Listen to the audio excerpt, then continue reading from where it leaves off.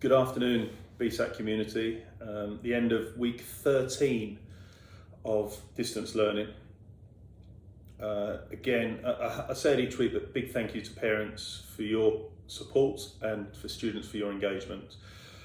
This week we have had the ADEC distance learning evaluation. That finished yesterday. The feedback we got, we don't get a full report until a couple of weeks, but the verbal feedback we received from the evaluators, and they visited a number of lessons, dropped in on the Zoom lessons right across the board, primary, secondary, all different lessons, and the feedback we got was that the evaluators were really impressed, one with the lesson quality and also with the engagement of students. So again, big thank you and well done to everybody. It's nice to get something external, although we'd rather not have to go through some of those pressures. Actually, upon reflection, it's good to get an outside set of eyes looking at what we're doing and to confirm we're along the right lines. There's always things to improve. That's BSAC. We always look at that as a culture within the school that we want to continually improve. But we're very much along the right line, and the journey that we're going on, we've seen many improvements and developments. So delighted to sort of get that verbal feedback yesterday. This week, we've also been very busy trying to plan scenarios for next year. And I've said for the last couple of weeks, the intention is that we are fully back in school with everybody at school at the same time. We are waiting to hear about requirements for social distancing. There will be protocols in place to ensure that that can be done safely, but we are planning that. What that will mean is that we will have lessons in a slightly different format than we usually have in terms of when in BSAC. But we feel that philosophically it is better to have the children back if it can be done safely, even with adaptations to the curriculum or how we deliver and accommodate that number, than not having them back or having them back partly for the day or partly for the week. We may have to still do that, but our goal is that we get everybody back together. We think that is much better for the students' well-being, for their education, that they're in school and focused with those routines. If it can't happen, we'll try and push as close to it as safely as possible. But I just want to let you know that is our intention. You're starting to hear news about flights. I think flights are starting to open up more on June the 23rd, which is great. However, that will pose some issues, I'm sure, for governments and for authorities. And when it comes to the school, we will be having to impose that people to access the school, for students to access the school or staff, that they would not have travelled for the previous 14 days. So we are planning to come back at the end of August, the last Sunday in August.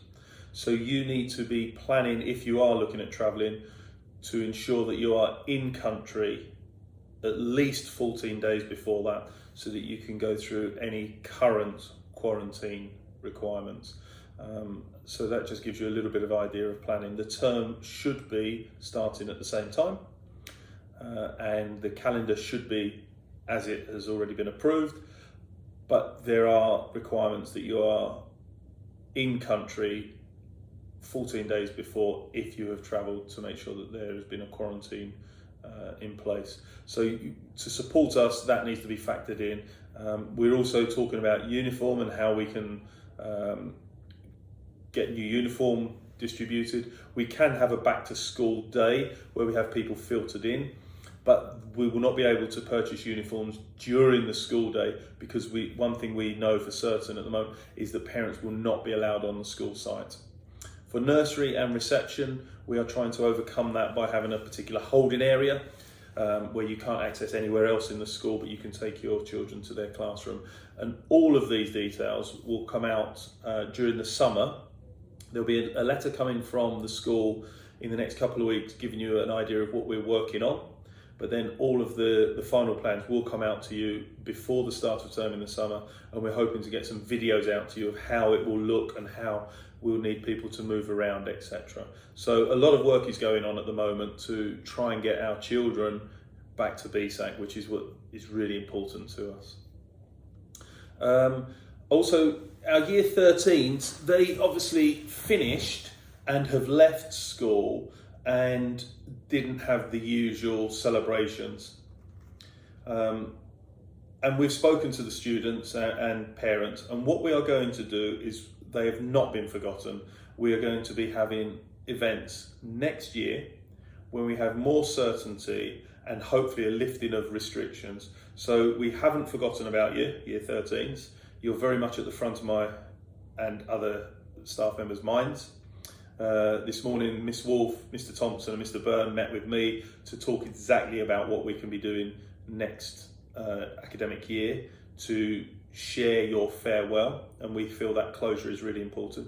So bear with us, and we are looking at some special things that will make your time at BSAC as memorable as possible, and certainly acknowledged by our school community, which we feel is very important. Number of students are on exams this week, and that will carry on next week as well. So well done for the revision and for the focus. Keep that going. And finally from me, I just want to say, have a great weekend.